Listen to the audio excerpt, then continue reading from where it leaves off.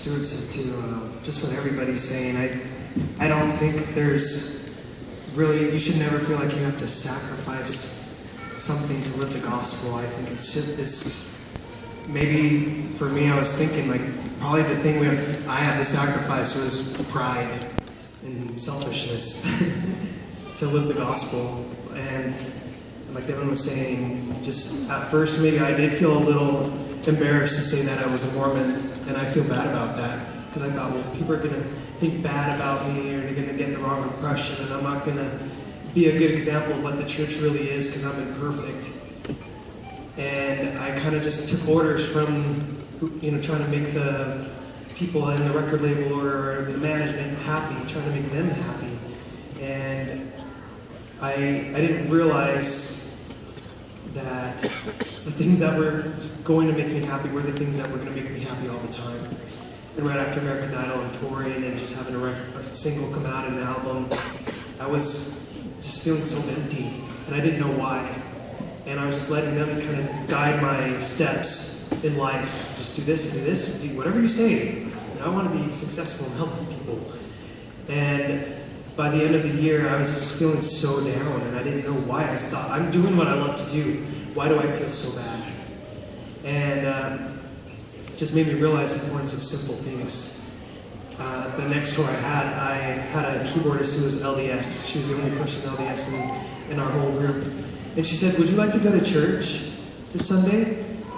And I hadn't been going to church because they told me I didn't have time. And so I just accepted what they told me. And I said, well, there's not time. And she said, well, sure there is.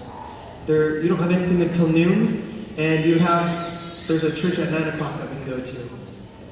And from that point on, we started going to church, and I started realizing what I was missing. It was so simple.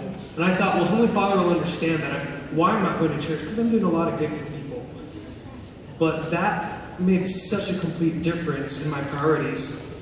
And I was afraid to tell the people I was with, oh, I want to go to church. And I know I have other things, but this is something I need to do. But then I woke up and I realized, wait a second, this is my life. Since when did they since when were they in charge of my priorities and what my standards and values were? And it just completely changed the course of my life during that time. And being afraid of saying I was a Mormon before, from announcing that I was going on a mission, was really the first time I ever told people I was a Mormon.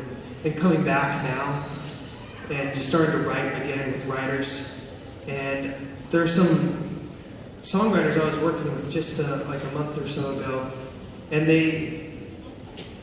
everybody asks, so what have you been up to? And I always say, well, I just got back from a mission.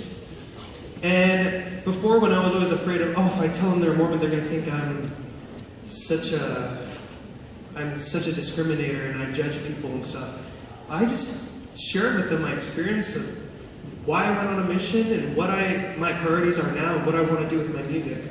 And one time after lunch, I was eating with these songwriters, and one of them just came up quietly and said, you know what, we need more people like you here.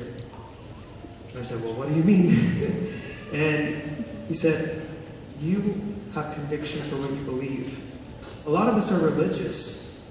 We believe in God, and we're all about accepting people, but you aren't afraid to say what you believe.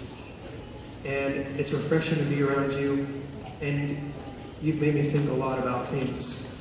So I didn't have to, maybe I wasn't telling him to go, I'm getting his address to send the missionaries right there, but it just made me realize being bold and not being afraid of what people think of you, you are shining your light, and you're not hiding it under a bushel. And that's exactly what each of us need to do. We need to not be afraid, because that's why we're here. The reason why we're here in this journey of life is to make it back to live with Heavenly Father someday. And by doing that, it's by living the gospel and obeying the commandments. And when you shed your light and do it and are bold, you will bring other people with you. And that's the most important thing that we can do